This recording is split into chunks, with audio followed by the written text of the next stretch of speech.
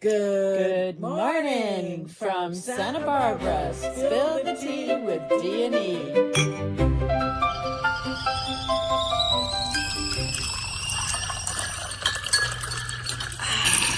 How's that taste? It's really good. Good morning. Oh my God, did somebody wake up with a bounce this morning? I am charged. Oh my God, you are so charged. Coming up with all these different ideas for the show and getting so excited at the growth and different platforms, and I wasn't ready for it. I wasn't ready. We could be out on Shoreline Drive and videoing the ocean right now. Okay. All right, so welcome to Spill the Tea with D&E, where we pour a warm cup of tea and explore ideas that shape our lives. Oh my goodness, you want to talk about something that's so deep? I'm drinking my tea really fast. You are Coach Mama Erica? Yeah, I got 5 Dunker. I got a 5 Dunker PG tip. I need the caffeine. And I'm Dominique, kind of a gardening, wish I had homeschooled all my kids. So have you ever wondered, I mean, you hear the term all the time, neoliberalism, right? Well, what the heck is neoliberalism? I have not heard this all the time. This is the first time I've ever heard it. We're going to talk about neoliberalism. Okay, good. Let's talk about it. I had to look it up while you're saying, let's talk about this. Okay, go ahead. So this is one of those words that gets thrown around in politics, economics, universities, podcasts, social media. And yet, many people quietly wonder, what exactly is neoliberalism? Okay, so I'm sure you're going to get 25 different definitions. So when you go outside and ask the first 10 people that you come up to, I'm guaranteed they're not going to all say Everybody's exactly. going to have a different definition. Exactly. So we're not taking sides. We're just spilling the tea on just trying to freaking understand the term. So yeah, let's understand the idea before we decide what we think about it, right? So what is neoliberalism? The simplest definition? Go ahead. All right, well, I found a really easy one because there's lots of different ones, okay? Go for it. Is that the basic crux of this idea is that free markets create innovation, wealth, efficiency, and opportunity. Yes. Okay? So I love this word. So that's how I like to roll. But neo usually means new, right? Mm-hmm. I'm trying to learn Latin. Right. So there's something new about this idea. So we're talking about private businesses, competition, global trade. I mean, none of these ideas are good or bad. Do you know what I'm saying? Right. They're all just, it's just and very we're entrepreneurial. I like right. that. We're going to explore everything, or as briefly as we can, as we spill our tea. It also includes the idea of lower taxes and less government regulation, privatization. So the idea is that the free market creates innovation, wealth, efficiency, and opportunity. I also think they should throw accountability in there because that's the problem that I see. Yes. Is that when things need a correction, first of all, it needs to be corrected because of a complex system that we've created in our government. Because something will get passed. Becomes corrupt. Right. And then everything that gets passed is very corruptible. Or that's why you figure if 2/3 of, maybe more, I got to look this up. I don't know how much of our Congress is legal, or they all have law degrees, but you can't go up against somebody who's trained to argue. And right, it's very hard they went to school to figure out where that little loophole is. Yeah. So I'm watching all these congressional things right now on Fauci, and it's like everything that they've done to be able to support. So there wasn't ever a Fauci, okay, or somebody like that we put in such power. We put on a pedestal, and we gave power such power that he wasn't elected to. Right, exactly.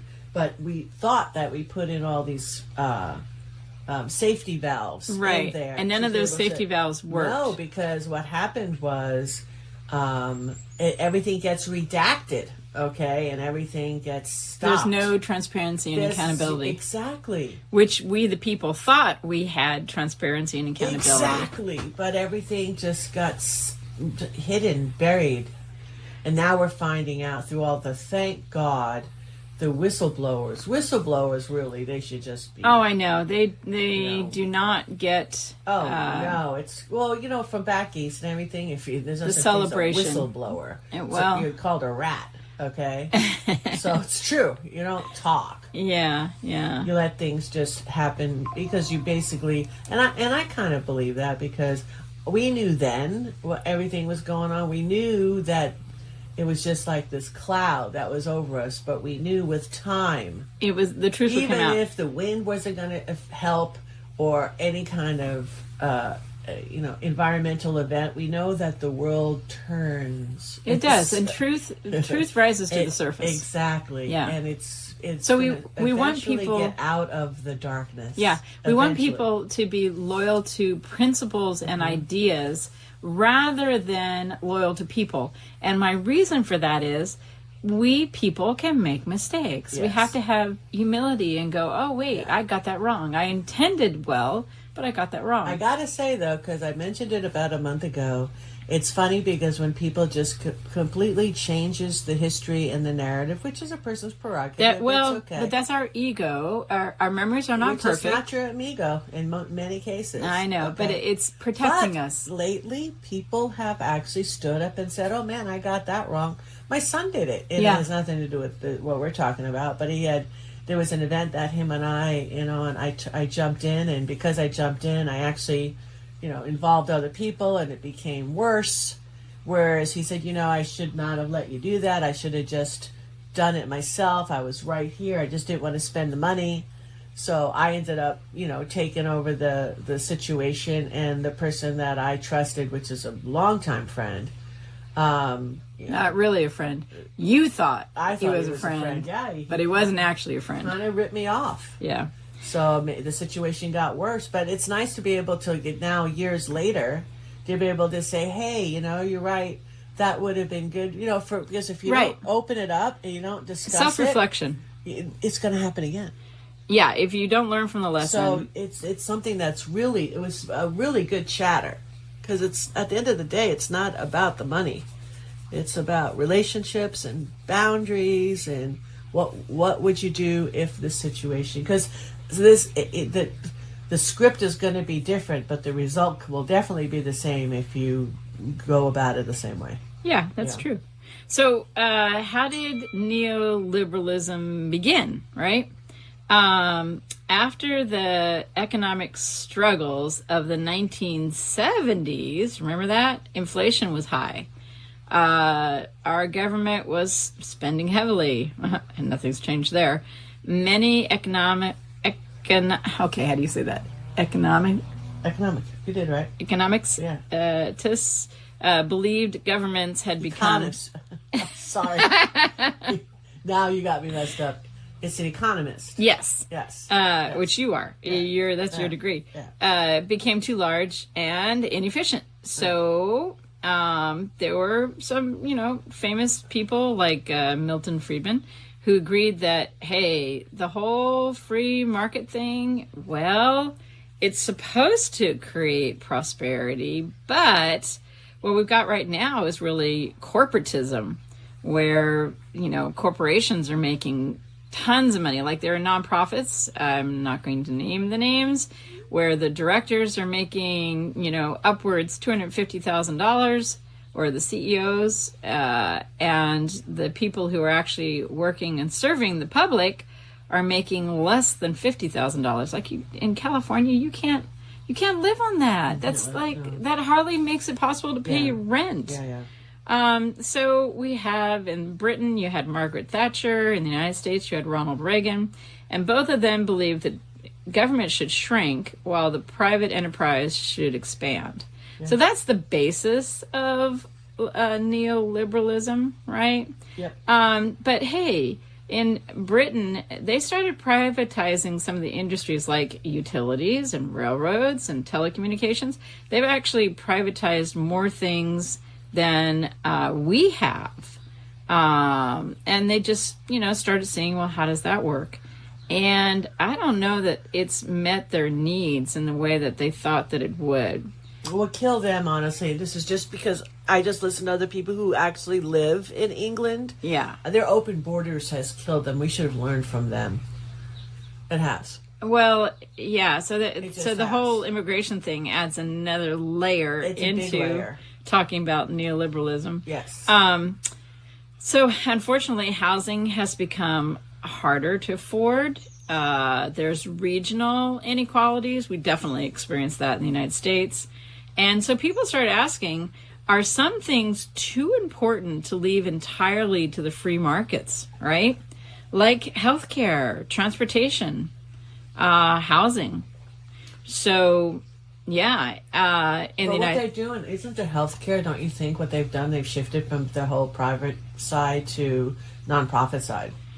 Yes, they have. But and so the question is, are we getting better healthcare?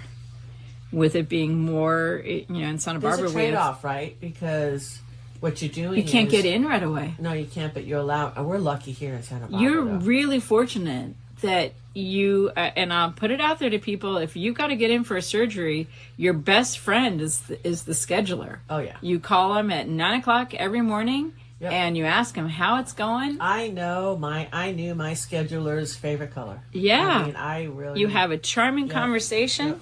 And you get yourself to the top of the list. If you had to wait 3 months to have your kidney removed, you might have ended up in an emergency surgery. It was so bad. Yeah, it fell apart when they took it out. Thank the universe that you worked with the schedule and got in. Yep. So there's a situation where we benefited from the nonprofit holding the reins on the healthcare. Yeah. And so there's definitely something to be said with a combination of free markets and socialism. Yeah, definitely. Well, I just think the problem is, though, the nonprofit, those people that run those things, they make more than the doctors do.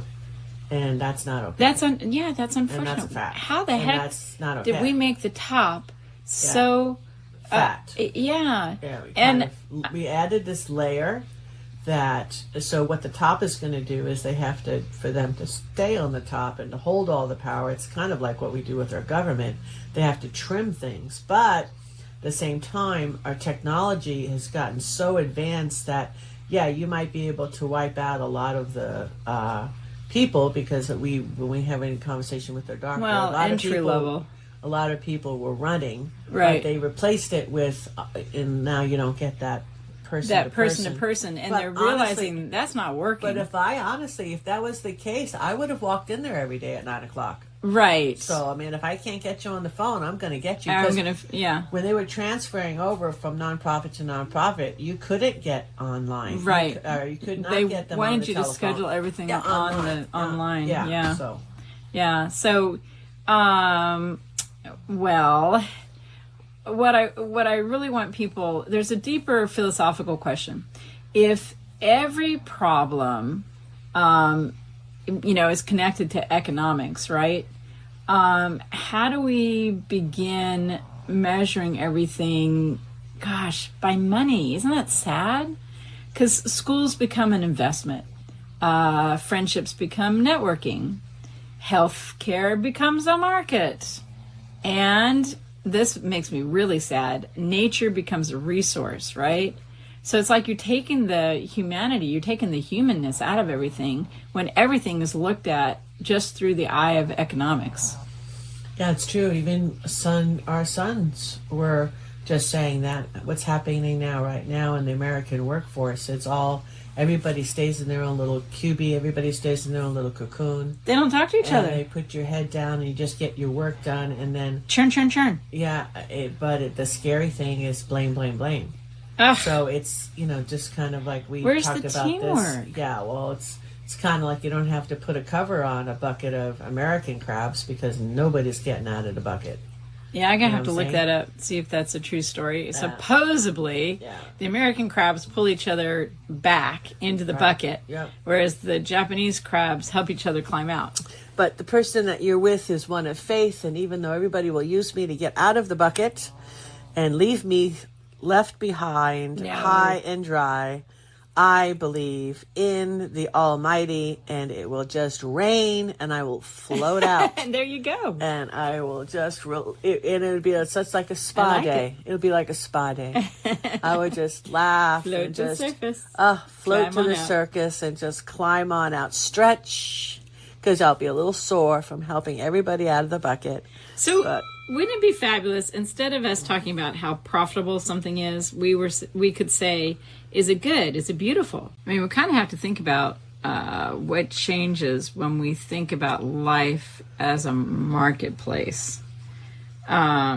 Maybe we need to shift our thinking, and by connecting to what is good and what is beautiful, we're really talking about trust and caring and compassion. Not many things. We just cannot ever fail to connect with another human being, even though the work structure, a lot of times what's happening is companies from China are coming over here, companies from India are coming over here, and their way of their infrastructure, their organization of their businesses, they're trying to recreate here in America, and which is putting everybody, even though it's an open floor plan and everybody's in a cubby, like people are just afraid to talk. It's weird. Like, that's what my son is experiencing. He's like, this company he works for is an Indian, from India, a company that opened up everything here, and it's like you can't. Everything is so monitored and everything is so scripted. It's different. It's very different. It's very different than when we were working in. Well, when various you go to a companies. school and we put them in a private school, and then you went to a Catholic college, it's that when religion and education kind of bound together, that's not how he was raised. So, Well, I think part of what you're pointing to is the whole economics thing is measuring production. So you see people in cubby holes and, measuring the production of all the people. Whereas communities are really about belonging. And these are kind of like two different currencies. I like the whole community things, like, going back to community gardening, shared gardens, shared responsibilities. Those are priceless things. So, Yep. And when you throw in technology, God, I mean, in some ways it makes it interesting, in some ways it makes it painful. The algorithms are optimizing for efficiency, right? And AI is supposed to be increasing productivity, but at what cost? yeah. I mean, the whole human being thing, we have to feel a purpose. We have to feel belonging. We need conversation. We need touch, friendship, forgiveness. I mean, technology can't replace that. No. And it's different, like I said, when you bring it in these other countries and they're putting their footprint here in this country, their holidays are different. Everything about them is different. Yeah. So it's like, I mean, I feel like America... it's almost like you need a liaison or an celebrates- ambassador. Well, America, to me, celebrates culture. And that, it's okay to have lots of different cultures. That's a beautiful thing. But maybe our future isn't choosing capitalism or socialism, that we've got to choose both. Well, And we have to figure out how to help communities flourish while still maintaining innovation. yeah, we want to be able to be leaders in the community. Create leadership in communities is what I meant to say. And we want to encourage volunteerism. We want to encourage kindness. I'm a big advocate for literacy, and in particular for the visually impaired. So we've got to create the kind of community that supports the things that humans value. And those things are not money-based. No. I mean, really, everybody just wants a roof over their head, 3 meals a day, healthy kids, safe neighborhoods, strong friendships, clean rivers, a nice, healthy soil to plant your garden in. those are, to me, that's right now at this point in my life, that's the real wealth. Yeah. To go outside and breathe clean air. So if you, I think these are the things when you're running around when you're super young, trying to raise a family, support yourself, you're running around with your hair on fire. You don't stop. That's why I always say stop and smell the roses. Yep. And that's what I keep preaching to my kids. But it's true because now that they've both at the same time, pretty much simultaneously, has gotten an uptick in their careers. Right. At the same time. And now there's not a struggle in it, but it's like, okay, so now what do I do? Yeah. You know? So. Yep. You want to make wise decisions. Exactly. So to close the conversation on neoliberalism, I think that when someone is using the term, we really have to ask them, what do you mean by that? And if you are more of a socialist mindset and you're off put by the ideas of free market, we're just recommending, hey, there are some good things about free market, innovation and so forth, and then there are corrupt things. But it's the same with socialism. There are good things about socialism, and then there are corrupt things. Right. So we want to encourage people to spill the tea rather than getting upset about a term that, hey, we may all be using differently. Yeah. Well, it's funny because a lot of times when something is free, that's, I wouldn't think that a lot of, nothing's free. We're paying for it somehow. Yeah, but it's like, what are you getting that's free? A lot of times the stuff that you're getting for free isn't really that good for you, and it's something that you shouldn't consume anyway. Right. And it's free. It's not, well, it appears to have the appearance of free, but Exactly. it's not free. Yeah, because we're paying for it somehow. Somebody's taxes are paying for it. So, yeah, that's all right. This is the beautiful thing about our Spills of Tea. We're staying curious. Where you are a lot more than I am, but very widely read. And the key is, honestly, in our community, with our friends and family and anybody that we're going to meet in now or in the future, we want to be able to speak very kindly. Yes. And listen deeply. Yes. And that in itself is creating a community. It is. So communities become stronger one conversation at a time. Yeah. Oh, I like that. Yeah. So here's my toast is that I want to invite someone into my circle that has a different perspective than me, and I want to spill the tea with them. Nice. All right, everybody. Thank you for tuning in or listening in, I should say. Keep your kettle warm and your heart open, and keep spilling the tea with D&E. God bless. See you soon. Bye for now.